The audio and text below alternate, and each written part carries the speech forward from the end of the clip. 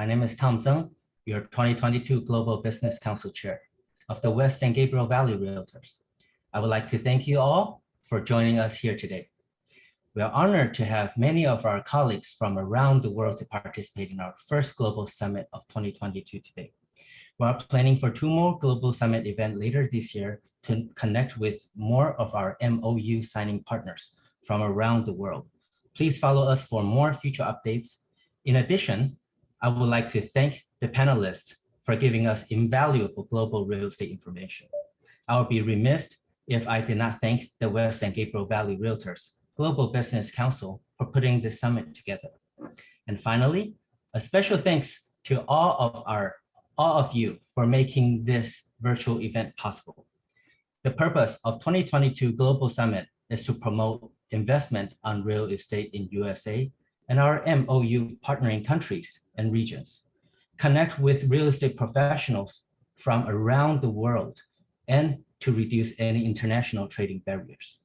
We are so lucky to invite a panel of outstanding speakers. Ms. Nancy Liao is Administrative Coordinator to Chinese Association of Real Estate Brokers in Taiwan. Dr. Youn is the President of Global Real Estate Association of Seoul from Korea, and Mr. Nelson Lee, representing Cameron Consultant Limited from Hong Kong. These panelists will share their current real estate trends and updates in their respective countries and regions. I can't thank our guests enough for coming to support our event, so I invited our association president, Mr. Brian Chen, to give a welcoming speech to our delegations. Brian, the floor is yours. Thank you for a wonderful opening, Tom. And I would like, on behalf of the West San Gabriel Valley Realtors, to welcome all the delegations and members who are attending this wonderful global summit. And to also, it is to my honor and pride to announce that this year, West San Gabriel Valley Realtors is celebrating our 100th year centennial celebration. This is a 100 years in existence, and we're looking forward to the next 100 years of great service to our members. And also like to welcome you to this Southern California virtual weather. It is sunny outside. The weather is great. I'm sure the weather is great wherever your location is. And I want to kick off this global summit with this. I know the real estate market is facing challenges right now, but please remember, where there is challenge, there are opportunities. So we need to start focusing on where the real estate opportunities are in these challenging times. Global economy is facing lots of challenge, but I do believe global real estate will continue to thrive with right people seeking opportunities during challenging times. So we always have this saying, another person's misfortune is my fortune. So I would like to welcome you to a healthy discussion on the global real estate market and how we can seize the opportunity. Maybe the best opportunity in the last 3 years. Thank you. A few housekeeping items before we start the program. Please be aware that all participants will be muted during the session. After each presenter speaks, there will be a 5 to 10 minute question and answering time. Should you have any question or comment, please enter it into the chat box, and our Vice Chair, Mauricio Capetillo, will help moderate the question for you at the end of the presentation. This session is being recorded and will be available on our YouTube channel, West San Gabriel Valley Realtors. First, I would like to introduce to you Chinese Association of Real Estate Brokers, known as CAREB. CAREB is a brokerage association alliance from Taiwan. Similar to our NAR, it sets professional standards for Taiwanese real estate professional standards. Our association relationship dates back to 2010, It is one of our first international MOU signing partners when our forerunner leadership conducted outbound trade missions. If you have any questions for our presenter, please type in the chat box below. Please give a warm welcome to our friend from Taiwan, Miss Nancy Liao. Go ahead, Nancy. Hey, so thank you again to invite us to attend this global summit. And yeah, I'm glad to see you guys in this online meeting. And today I will just simply share the information about Taiwan's real estate market during the COVID-19. So about Taiwan, it's located in the East Asia and the area around 30,000 square kilometers. And our population is about 23.3 million. And I just introduced our three major cities in Taiwan because over 70% the number of the housing transactions are in these cities. So it's Taipei cities, as you guys know, and because the new Taipei city around the Taipei city, and the Taoyuan city, the Taichung city, and the Tainan city, and Kaohsiung city. And we also focused these cities about the housing price and the transaction, and to above the trend of the real estate market in Taiwan. And so now Taiwan, there are 40,000 real estate agents and brokers, and among 7,000 real estate agents in Taiwan as well. So during the COVID-19 in the past 2 years, I would say Taiwan did very good job to countering the pandemic most of the time. Besides, except the last May to August, we also locked down for 3 years.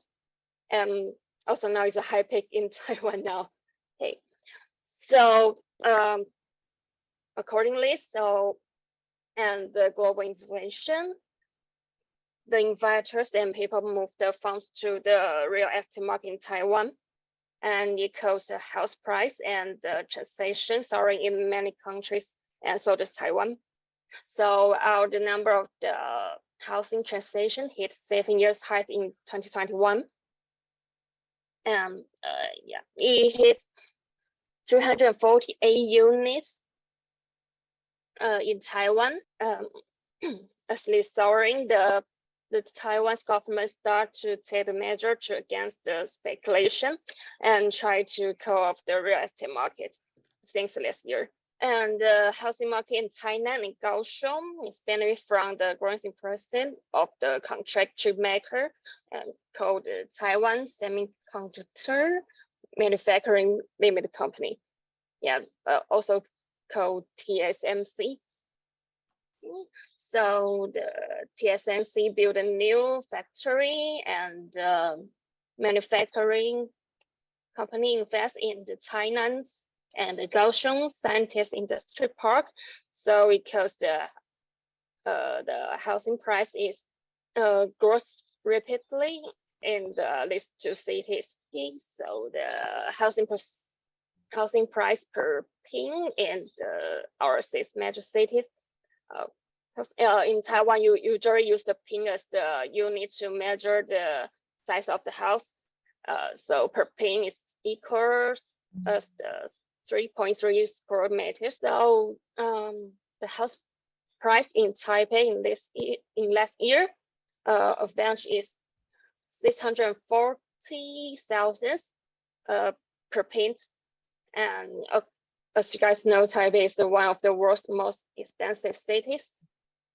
Okay, so in the housing price in Taipei now exceeds 25 million per unit in the 2021, and the housing price rose average 7% than last year, and the highest growth rate was in the Taichung city and the Tainan city.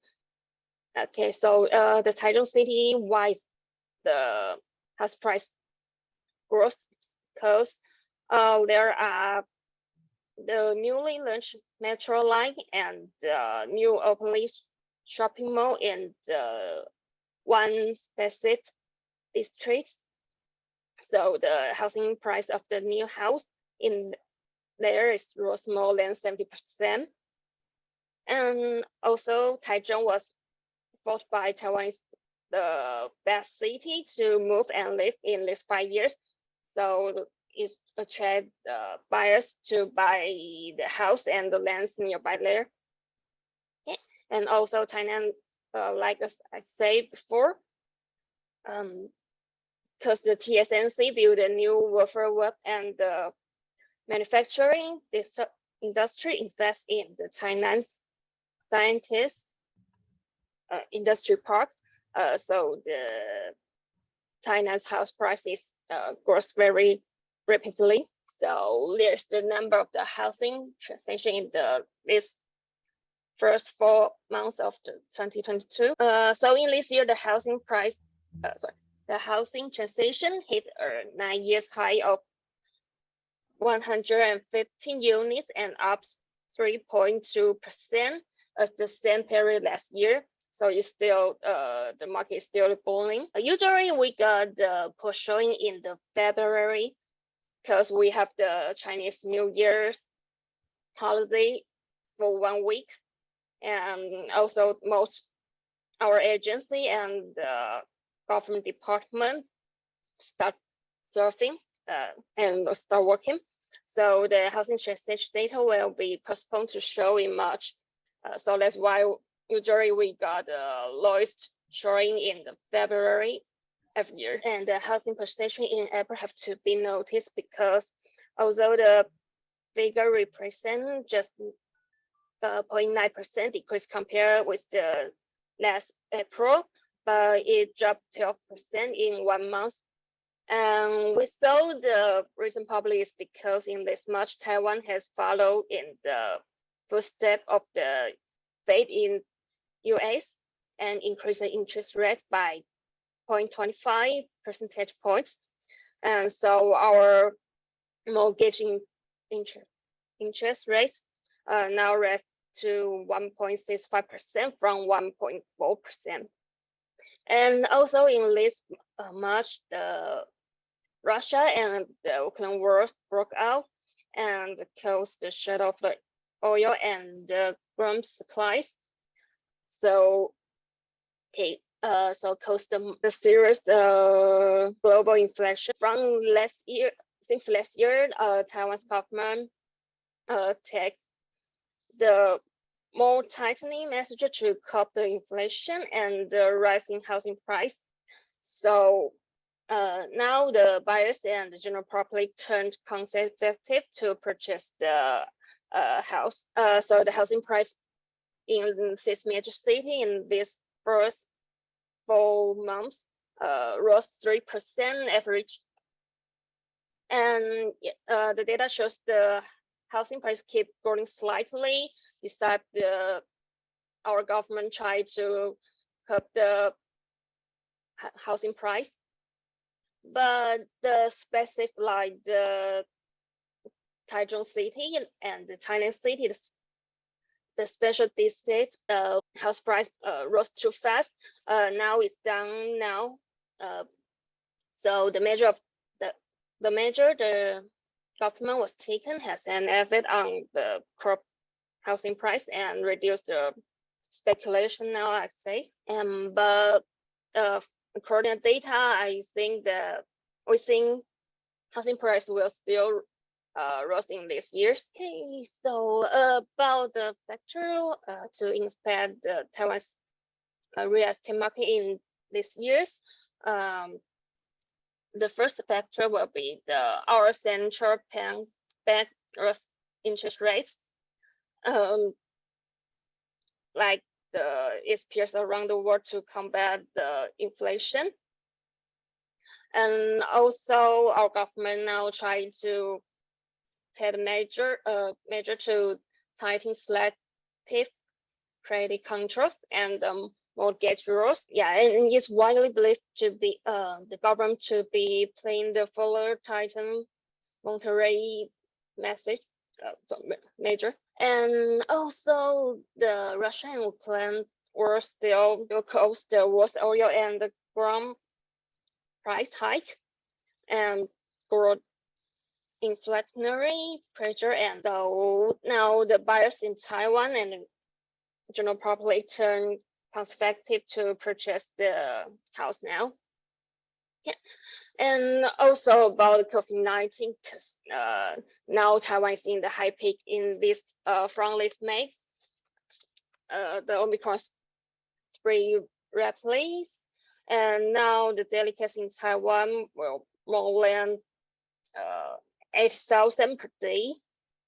So according to data, the housing position in May still raised 1.8%, but it's dropped 7% compared with last year, and it's estimated the transaction will plug in Jan because the people in Taiwan avoid to going out after daily COVID-19 case hit more than 80,000 per day.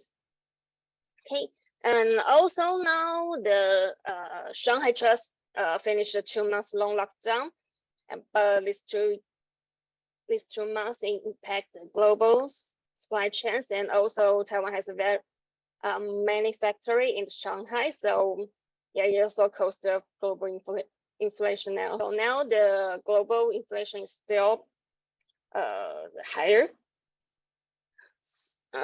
So it's estimated the housing price will still rise, but I think within the growth rates will slow down in these years.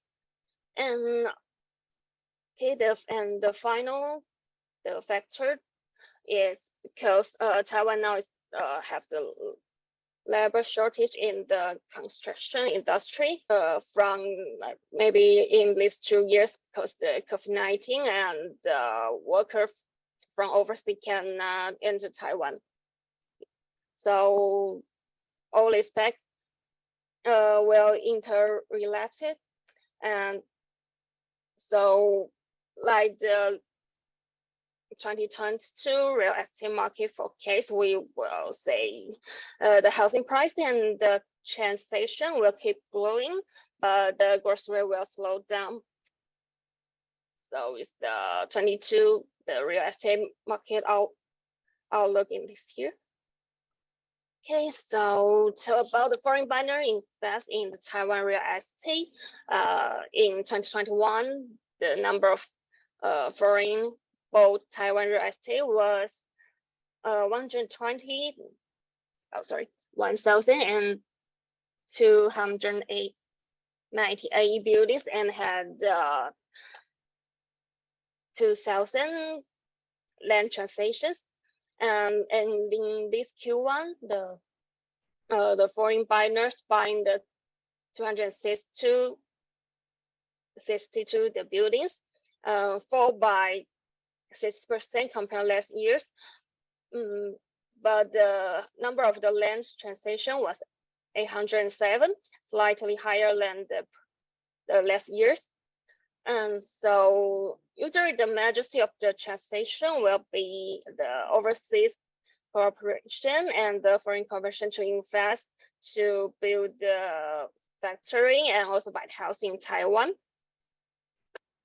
Okay, and the Taipei and the new Taipei city was the area registering the highest number of the land and building transaction. And last year, the Taoyuan got the highest growth rates. So if now if the foreign buyers want to buy a house in Taiwan, at first they make sure the country has the reciprocal real estate purchasing agreement with Taiwan.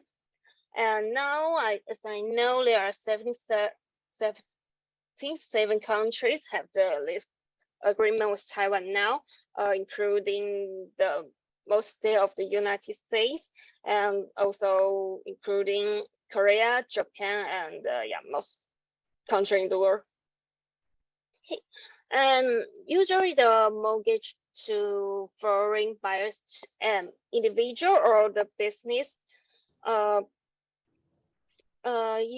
usually is just 40 to 6% mortgage they can apply from bank, but this except the depends on the different bank, and also they will check your job, your salary, and your financial situation to decide how much the mortgage they will they can give to you.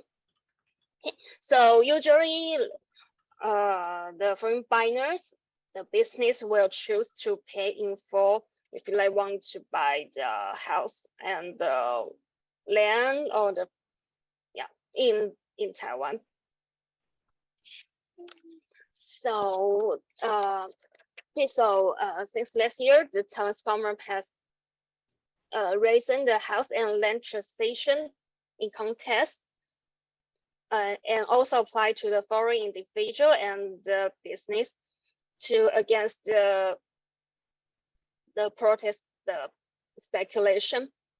So the tax will now need to pay 45% on gains from the sale of the real estate within 2 years, and still need to pay 35% over 2 years. And if the buyer buy the house in Taiwan, they need to pay like the house tax and the land tax annually. So usually we'll leave it 1% of the current asset value, and the land tax is probably been 1% of the current assets value. Yeah. So each the May and November we will pay the house tax and the land tax. Okay. So now if the foreign buyer wants to buy the house in the Taiwan, we will say it's suggested to invest in the long term, because in the short term will cost most tax. So, but now the housing market in Taiwan is still blooming, and during the COVID-19, we still have the stable economic development, and also the complex supply chain. So according to data, the foreign buyers and the overseas company still invest the house in Taiwan. Okay, but now just recommend to invest in a long-term operation. And that's a wrap, and thank you for listening. Sorry, I'm not good in English. Yep. And I just... Thank you, Nancy. That was great presentation. Mauricio, can you moderate the questions if we have any? Absolutely, Tom. Yes, that was a great presentation. I echo Tom's sentiments. And Nancy, well, you know, the question we have is how strict are the COVID-19 both travel guidelines currently in Taiwan?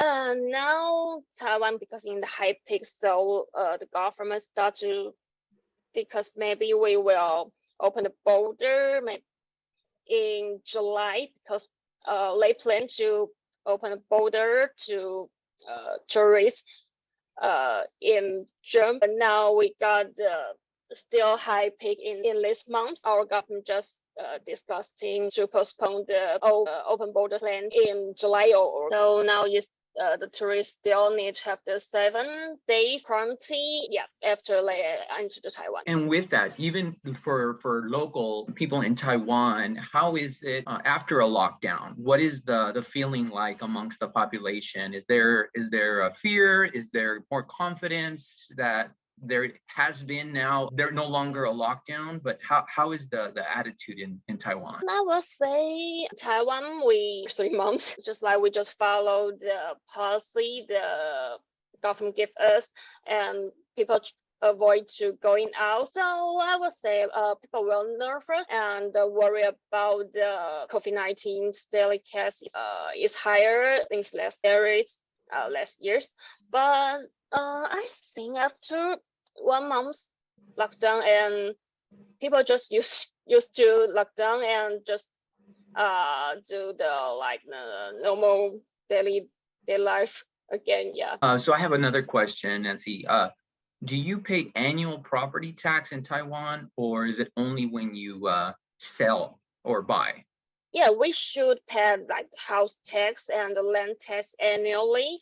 And yeah, if you have the house, you need to pay the tax annually.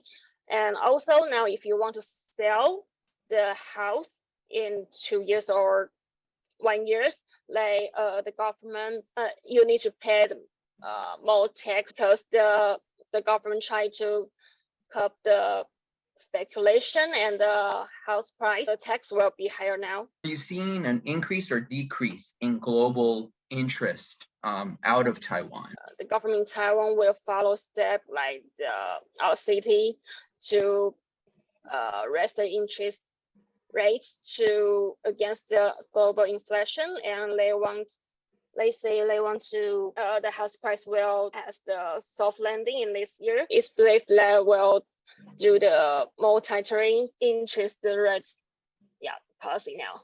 Wonderful, wonderful, Nancy. Well, I know we have to continue with our program, but I want to thank you for presenting and offering so much information about your beautiful, about Taiwan, for sure. Thank you, and thank you to bear with my poor English because I'm not good at English.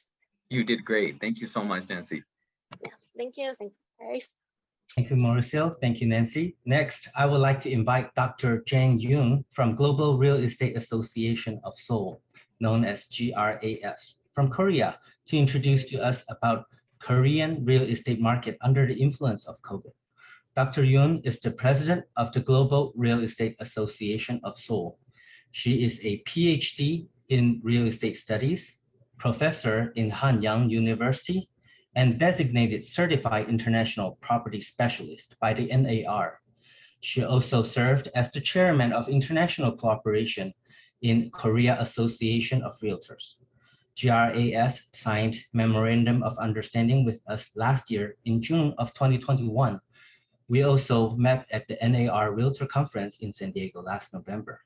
Dr. Youn will speak in Korean and have a translator for us. If you have any question for Dr. Youn, please type in the chat box below. Dr. Youn, the floor is yours. Good morning, everyone.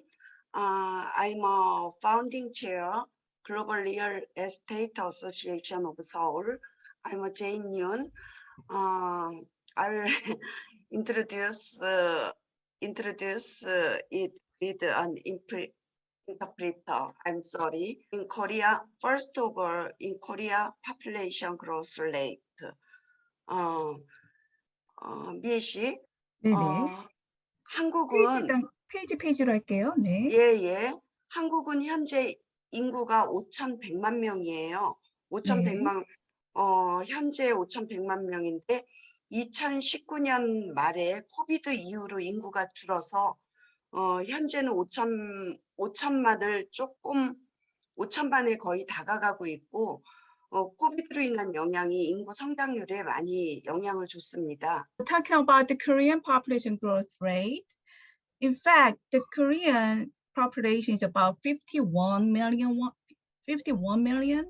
However, since 2019, because of COVID-19, the population has decreased. So now it's about slightly less than 50 million people.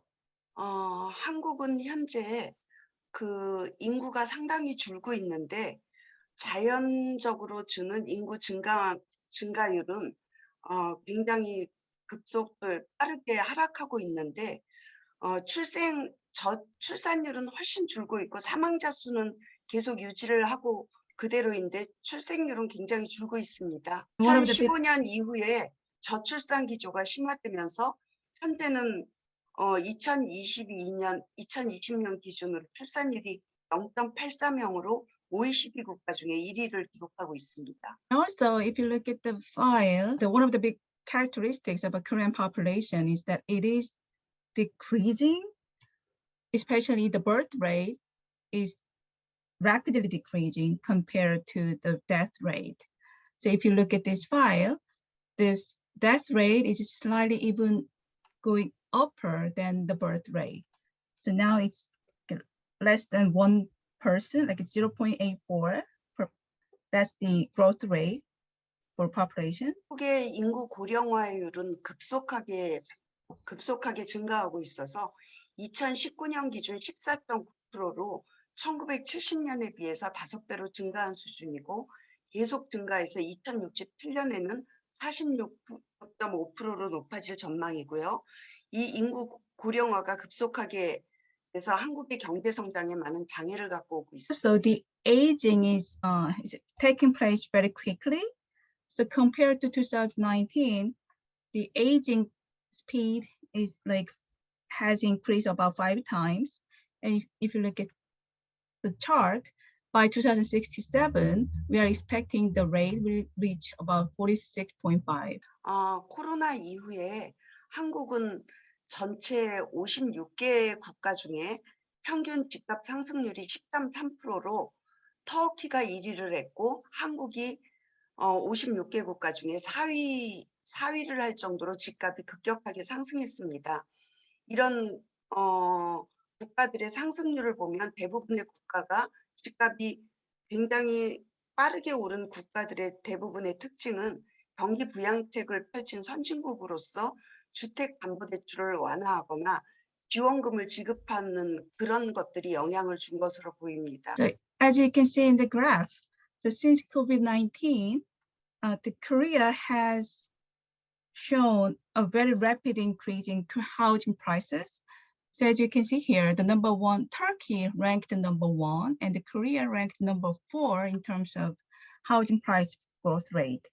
And I think one of the reasons, and I think those countries that have shown very big increase are kind of advanced countries that have the government support, provide a lot of support because COVID-19, like a lot of funds, a lot of like money stuff, so that it boosts people to buy more houses. 이러한 통계는 2019년 4분기부터 코비드-19이 시작된 2019년 4분기부터 2021년 작년 4분기까지 추세입니다. This trend took place from fourth quarter 2019 throughout the fourth quarter 2021. So during the COVID-19 period, this is the trend of housing market. 주택 매매 가격 변동률을 보면 잠깐의 하락기가 있기는 했지만 2021년 6월의 가격을 100으로 잡았을 때 1985년 31.5에서 시작해서 지난 코로나 기간 중에서도 꾸준히 상승을 해왔습니다. 그래서 현재 주택 매매 가격 변동률은 굉장히 주택가가 상승해 있고 현재 금리와 물가 상승률에서도 물가가 꾸준히 상승하고 있는데도 불구하고 집값이 하락하고 있질 않습니다. 그러나 매도자, 매수자 모두 관망세여서 거래는 그렇게 활발하게 이루어지고 있지 않습니다. Although there has been some decrease over the time for last like 30 years, so when you see like the price of June 2021 at like 100, let's say the price in June 2021 is 100, then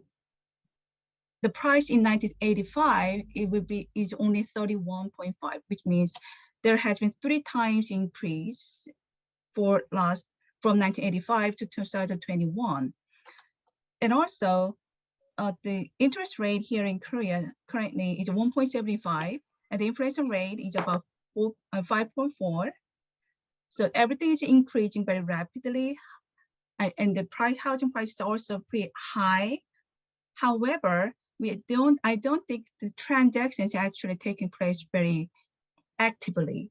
The market is not very busy these days, although the prices are very high. 한국의 부동산 관습에 대해서 얘기를 하겠습니다. 한국의 부동산은 매매가 거래됐을 경우 바이어와 셀러 둘 다 수수료를 지불하고 있습니다. 그래서 거래 구간별로 매매를 했을 경우에는 0.4에서 0.7%고 그리고 임대의 경우는 0.3에서 0.6%로 매우 낮은 수수료를 보입니다. 그래서 현재 정부와의 계속된 갈등이 브로커와 정부와의 계속된 갈등이 일어나. So next, I'm going to talk about Korean real estate practice.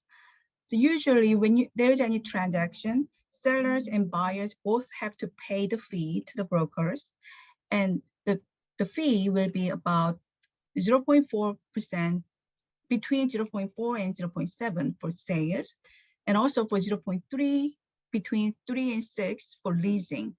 So when it comes to this fee calculation, there's conflict between brokers and the government. 외국인에 대한 한국 정부의 외국인에 대한 정책은 2007년 외국인 인구가 100만이 넘으면서 서울시는 서울의 15개 지역의 외국인 주거 밀집 지역과 관련돼서 상권을 중심으로 글로벌 정책을 펴왔습니다. 그래서 글로벌 정책을 펴서 이를 육성하고 분류해서 현재까지 관리하고 있습니다. 그래서 지역별로 보면 전통적으로 미군이 있는 용산과 강남구 그리고 종로구에 밀집돼 있는 걸 볼 수 있습니다. 이러한 외국은 국가별로 국가별로 지역에 이제 특성화가 돼 있는데 외국인 체류는 꾸준히 증가하고 있다가 코비드-19 이후로 외국인이 약간 주는 현상을 보였습니다. Next is about foreigners policy here in Korea. So after the foreigners population reached like 100 million people in 2007, the government had set up some special policies for foreigners, and we have set up the global, it's called global zones in Seoul. So many foreigners are staying one of these three big areas in Seoul. One is Yongsan, Gangnam, and Jongno. Yongsan is known for the U.S. military base, and Gangnam and Jongno, they are all a big like district for commercial market. So the number of foreigners staying in Korea has been increasing steadily. However, after COVID-19, the number of foreigners has decreased. 외국인의 매수 정책과 세금에 대해서 말씀드리겠습니다.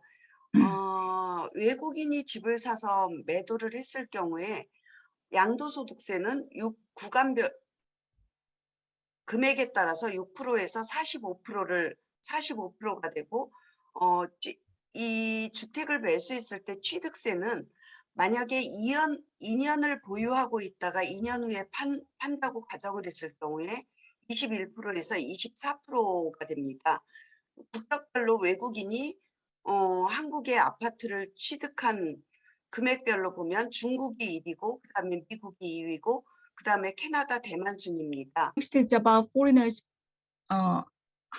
housing buyer loan policy and tax.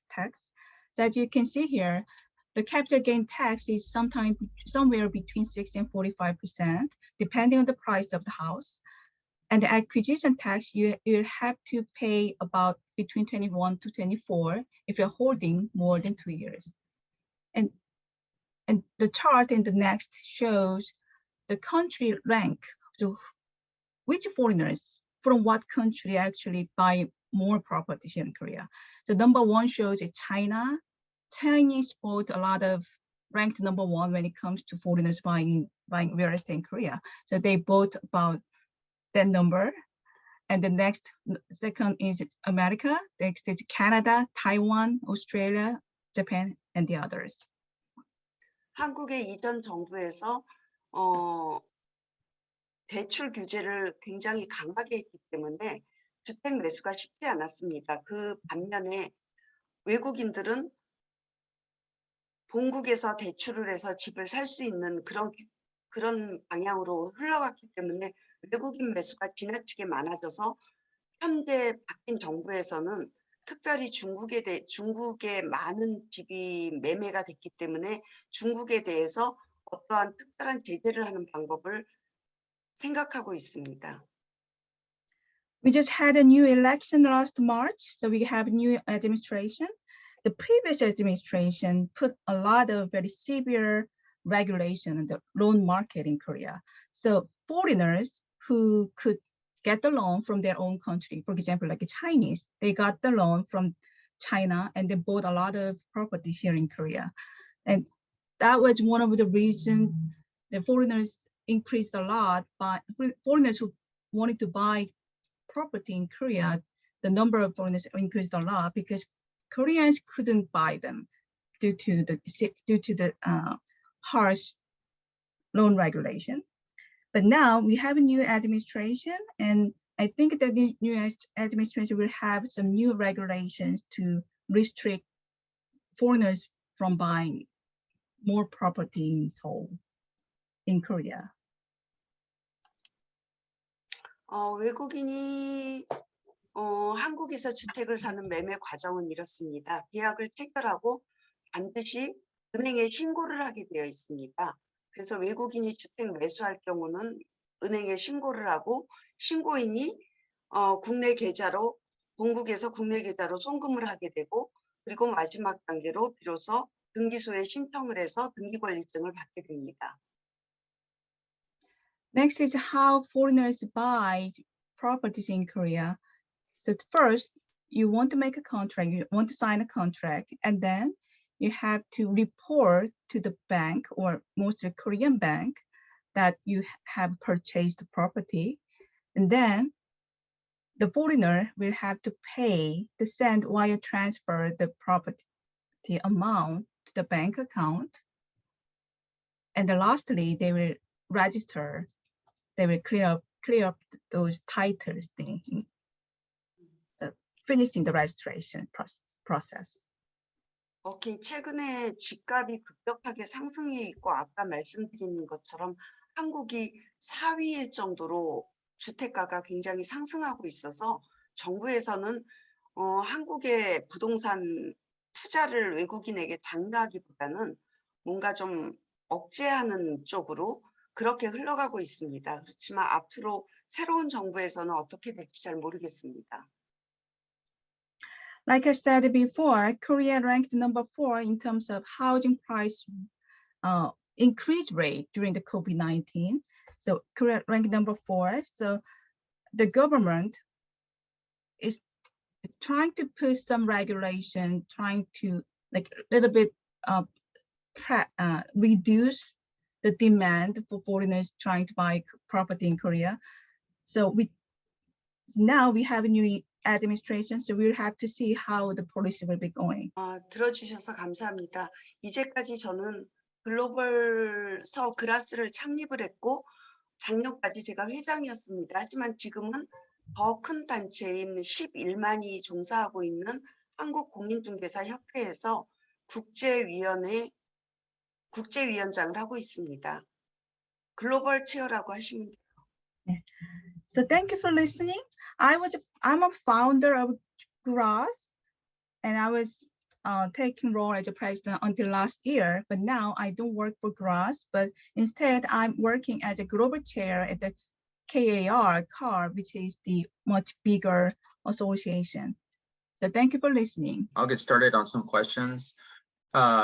Respective to foreign buyers, would you anticipate more cash purchases since loans are being restricted more? 외국인 바이어들에 대해서 지금 더 아무래도 규제가 더 심해질 거라고 생각을 하시나요?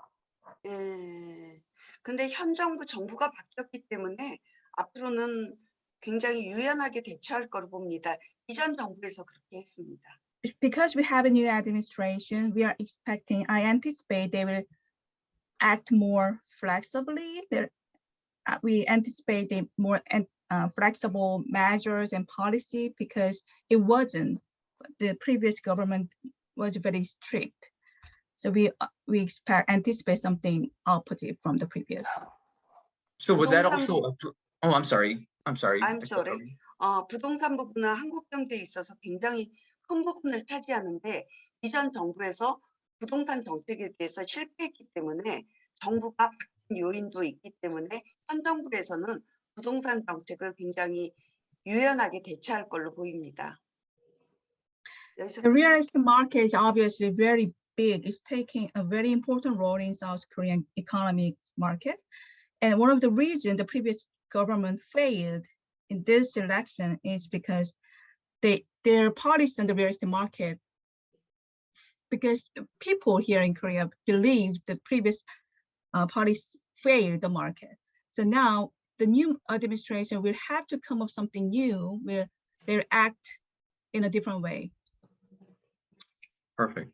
You know, perhaps I didn't understand this correctly, but with respect to the global zones, are foreigners permitted to invest outside of those global zones? 아까 글로벌 존 얘기가 나왔었잖아요. 근데 제가 잘 이해했는지 모르겠지만 그 외국인들이 그 글로벌 존 안에서 투자를 할 수 있다는 건가요? 아니면 그 밖에서만 투자를 할 수 있다는 건가요? 아, 그런 뜻은 아니고 그 지역의 특성을 살려서 예를 들어서 중국인이 많이 상업적으로 굉장히 활성화된 지역은 상업 지역으로 분류하고 외국인이 많이 살고 있는 지역은 주거존으로 분류를 해서 그 특성별로 육성을 하고 있다는 얘기예요. 상업 지역, 주거 지역으로 나뉘어서 각각 특화를 시키고 있다는 얘기. The global zone has nothing to do with foreigners' investment. It's more like just policy terms. So we just classify the area. If it's about residential area, we just call it as residential zone, and the other like it's a commercial zone. Like that. So, Very good. Thank you. I have two more questions. What is the travel policy currently in South Korea? Any quarantine required? 현재 그 코로나 이후에 지금 현재 여행자 가이드라인 알고 계시나요? 정책? 요즘도 격리를 하고 있는지? 예, 요즘은 격리를 하고 제가 있지 대충 않습니다. 찾아봤거든요. 격리 해제됐습니다. 격리 해제됐죠. 예. So quarantine is not in place anymore. So as long as you got the vaccine, of course. So if you have that proof, if you have that evidence that you got the vaccine, you don't have to be under quarantine. Very good. And then one more question. Where do you see foreign investors coming in from? Rightly? In the future? Yes, I would say overall, the kind of the global landscape. I mean, where is the money coming? Is it primarily from the United States, or where would you say it is coming in from? 외국 자금이 어디에서 가장 많이 들어온다고 생각하시나요? 외국 자금이 미국하고 중국이에요. 아까 중국 그거였죠. 예, 네, 중국하고 미국. The big two countries will be China and US. Okay. Very good. Well, I think that's it. So again, we'll resume with our program, but thank you so much for a wonderful presentation. Thank you, Mauricio. Thank you. Thank you, Thank you Dr. so Youn. much. Next, we have Mr. Nelson Lee, representing Cameron Consultant Limited from Hong Kong. Mr. Lee signed Memorandum of Understanding with our association in 2018 and has been a great friend to our association since then. Mr. Lee has served in Hong Kong real estate and banking sector for many, many years. Not only is he familiar in real estate, he's also a loan broker in Hong Kong. Mr. Nelson Lee will be presenting the Hong Kong real estate market update. If you have any questions, feel free to type in the chat box below. Please take it away, Nelson. Hi, everybody. Good morning from Hong Kong. So I would like to say thank you to the Western Valley Realtors, President Brian Chen, and the Global Business Council Chair Tom and Mauricio, and also my good friend Sun Zhang and Albert Chen to invite me to join this seminar and to share the property market in Hong Kong. So for this slide, we have some basic demographic information of the Hong Kong. So Hong Kong is one of the two special administrative regions of Hong Kong, of China, and the other one is Macau. And today we have about 7.6 million of population here. Most of them are from Cantonese, and we are speaking a lot of Cantonese and Chiu and other languages. Besides, we have some people from the South Asian, which including the Indian, the Nepalese, Pakistanians, and Vietnamese refugees before. And also we have an international city over there. We have Canadian, the British, American, Korean, and also some Japanese working in Hong Kong. For the COVID-19 pandemics in 2020, the market sentiment is really bad and is record only around 3,900 transactions in last month in both primary and secondary market. But in secondary market, it's still slowed down for the past few months due to the fifth wave of the Omicron pandemic. But in the primary property sector, the buying atmosphere is still strong. The average asking price is at 1,900 to 3,000 square feet for the general market property. For the real estate market trend under the current inflation rate, Hong Kong is a very small land. We have limited land supply. And also we have a very huge demand of property unit. So in Hong Kong, the youngsters, they want to have their own property once they have reached the legal age at 18. So the parents will sponsor them with the down payment from 10% to 40% for the purchase of the property. With the property purchase size under 1.3 million US, the down payment is only at 10%, plus the government stamp duty and the solicitor conveyance fee. And one of the factors will affect the property market is the interest rate increment by the US Federal Reserve. But still, the bank didn't follow the uptrend of the interest rate for the time being. So the buying power is still strong for at the moment. In Hong Kong, for the secondary market, it's a buyer's market. Some of the Hong Kong people wanted to apply for the UK 5+1 immigration program. So in order to avoid the heavy capital gain taxation in UK, so some of the selling transaction is recorded at the secondary market with a quick sell posted with 10 to 15% off of the market price. But in the primary market, the buying signal is still strong. For the most of the primary market have sold out in the first day, and also developer will also offer what we call a breadth plan. That means the buyer who have the breadth could get the mortgage loan from the developer. So the real estate practice in Hong Kong. So once when you bought the property and you have to sign the preliminary sales and purchase agreement for the, and then after 14 days, you have to go to the solicitor firm and then to sign a formal sales and purchase agreement. And the completion date, that means the handover date will be around 1.5 months to 2 months. It depends on the negotiation of the both parties. In between, the buyers could get the mortgage loan from the bank. For the agency commissions, for the primary markets, only developers will pay the commission to the agents. For the secondary market, both seller and purchase have to pay the commission to the realtors. And also Hong Kong, the government in Hong Kong, they have applied a special stamp duty for the foreign buyers. So once if you are not a permanent resident in Hong Kong, so you have to apply for a buyer stamp duty, the BSD, at a total of 30% of the purchase price to pay to the government. For the Hong Kong local government, for the local permanent residents, if you have to buy the second property, you have to add another 15% buyer BSD. And also the government has applied for a special stamp duty to stop the speculation since 2012.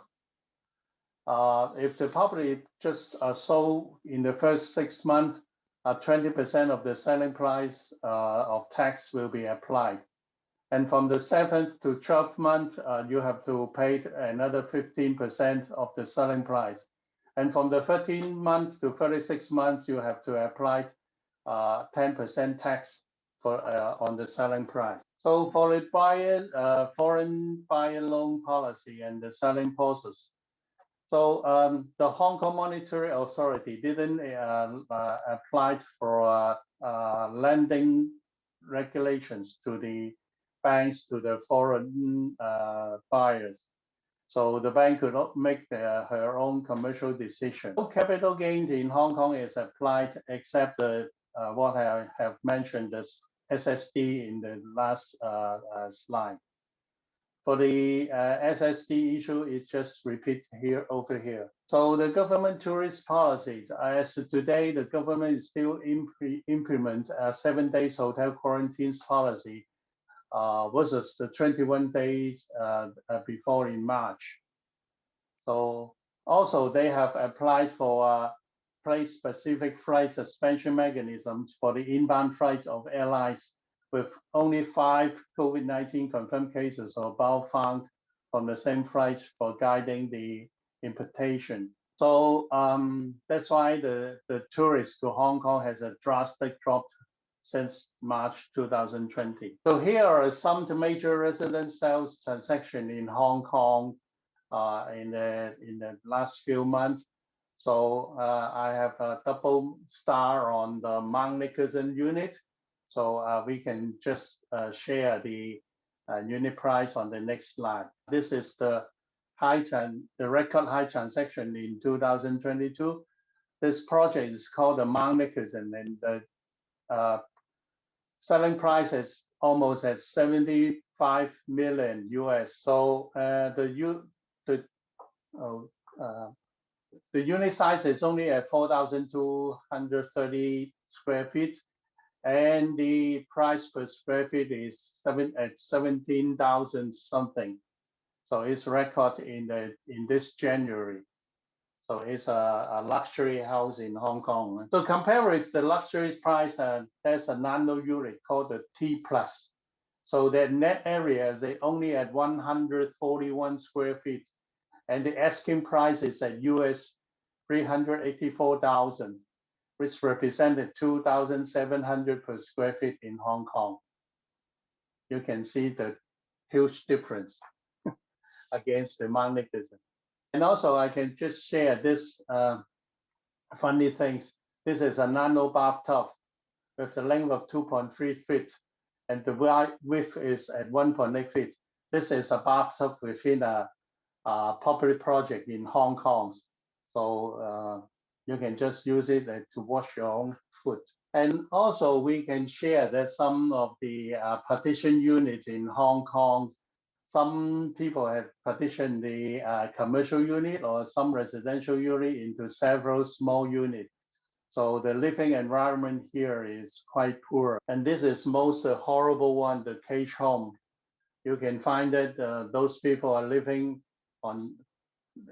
inside the cage. Okay, so this is ridiculous, which you can find in Hong Kong. Okay, for the outlook in 2022, so due to the Omicron pandemic of the 5th wave, and will be followed by the 6th or 7th. So the government has downgraded its full-year forecast of economic growth from 1.1 to 2%, from the previous at 2 to 3.5%. So the unemployment rate in Q1 is also at 5%, representing 119,000 jobless people. So the airlines, hotel, automobiles, catering, tourism, retail business have the most big impact. The government also applied for a minimum residential unit net area at 280 square feet policy. The first piece of land tender has been bought. Maybe some of the reason regarding this policy. Besides, as I mentioned before, the UK government has implemented a 5+1 year visa program. So some of the Hong Kong British national overseas, the BNO passport holder, have applied for this program. So the secondary market is a bit of downside trend for 10 to 15%, as they want to capitalize the property as soon as possible. So we have 104,000 people to make application during the launch in July 2021. Against the quick sell policy.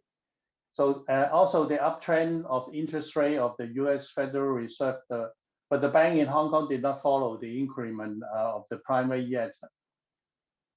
Also, some impact for the Russian and Ukraine war, and the lockdown of the China and Hong Kong border.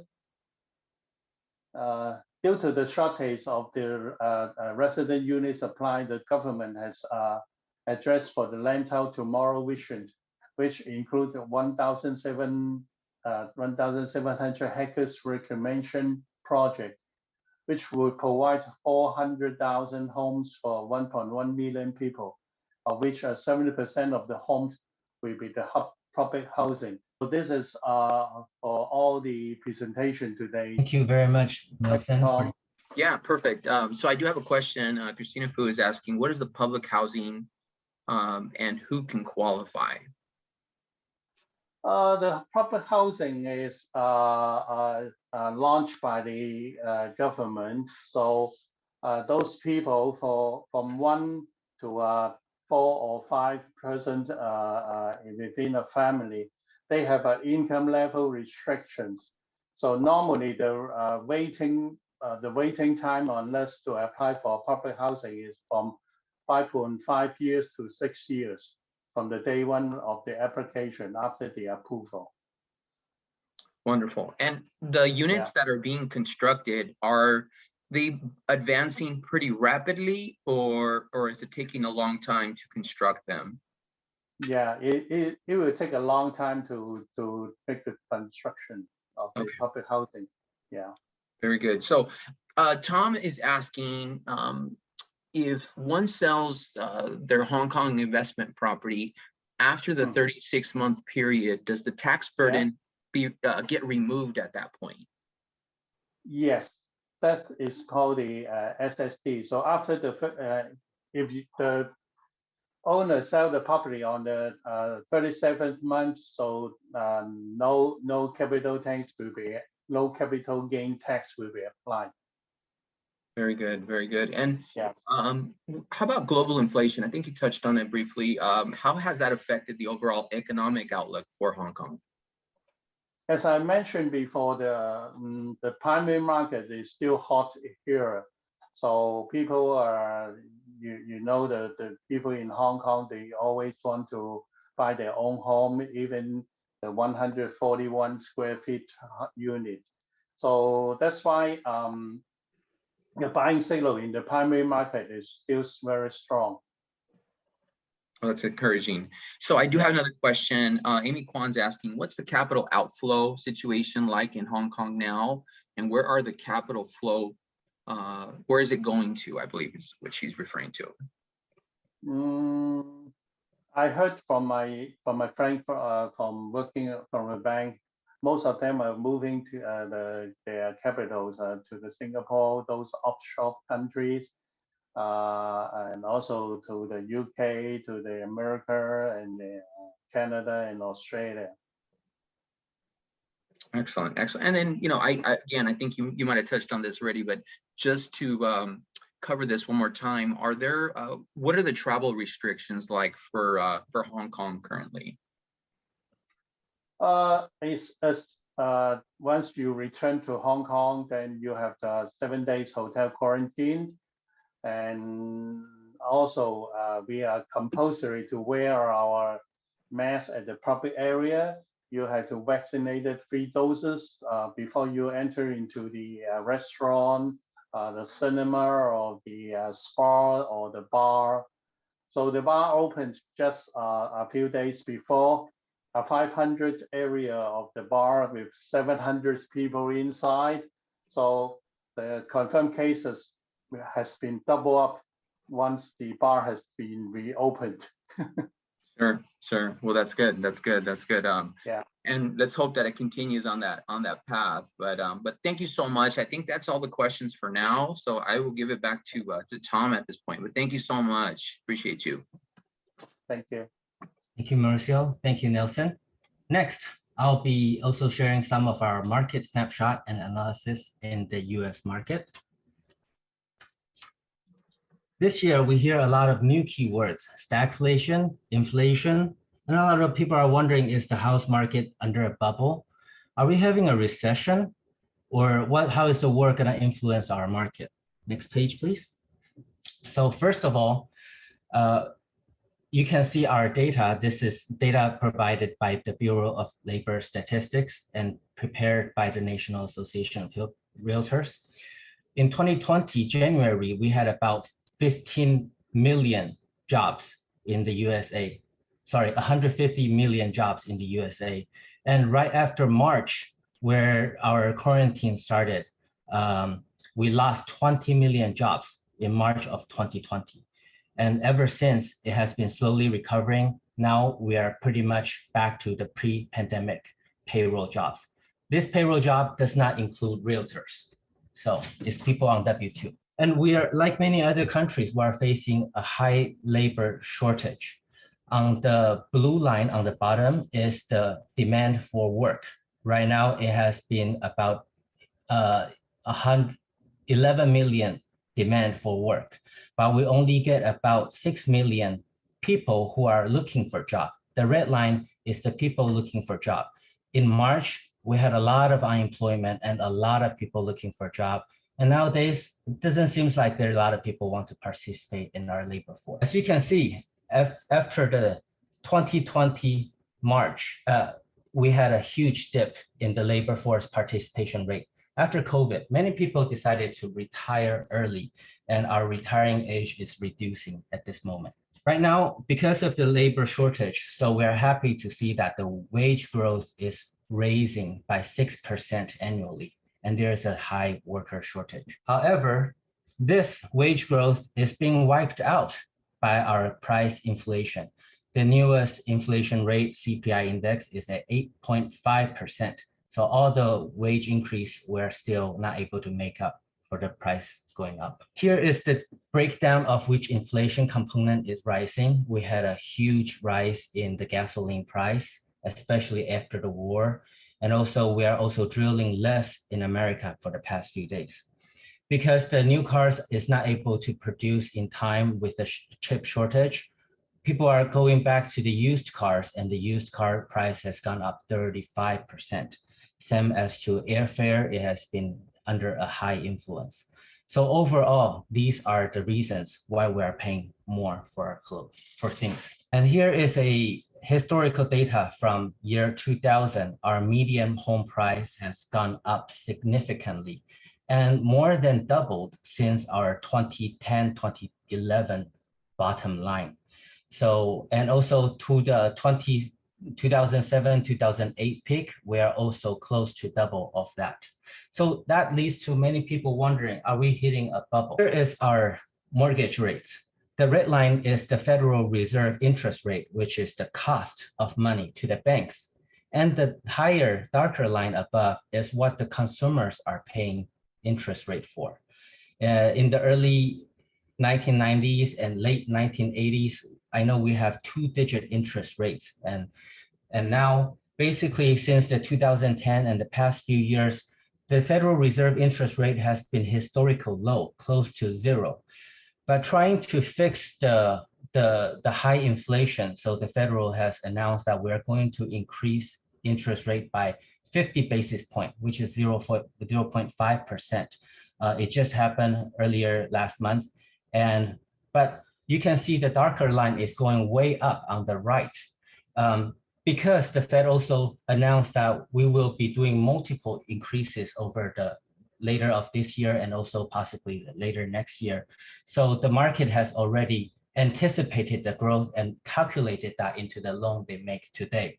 So people are looking at close to 5% or maybe higher than 5% interest rate in USA. This is the monthly mortgage payment for the same house from 1 year ago versus now.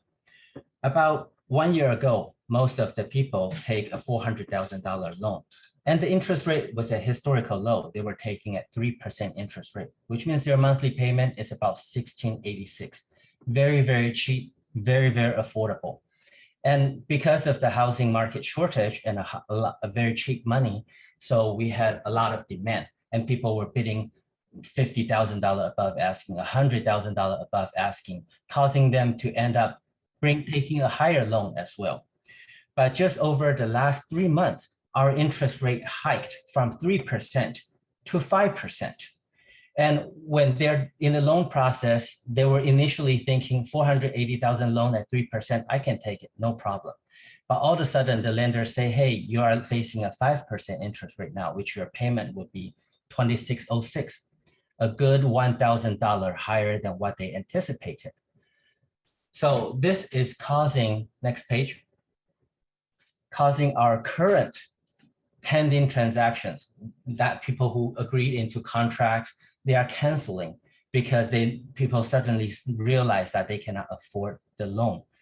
So this is the reason why some people are speculating there is gonna be a recession or the market is going down. However, the chief economics, Youn from the National Association of Realtors, disagrees because back in the early 2000s, we see a lot of inventory and inventory is still on the rise. However, for the past 4 or 5 years straight, we have been an inventory shortage, a huge shortage. We are ready to have more inventory right now, but it's gonna take up some time for these inventory to release and sell out. Right now, we are looking at about 2 months of inventory at this moment. There is also a mortgage delinquency. So the black or gray line that you see with a huge spike on the right, that is the mortgage delinquency with 90 days or higher. So in 2020 Q1, when we first announced the COVID moratorium and lockdown, a lot of people are not able to pay their mortgage. And people are slowly paying off their mortgage right now, so that delinquency number is slowly going down. And maybe due to the government policy, we were not able to evict and we were not able to foreclose at the time. So we are not seeing any foreclosure starts and not foreclosure inventory at this moment. Hence, the supply is still at really, really low point. What about the cash deals? They're still buying. We have never seen so many people buying with cash before.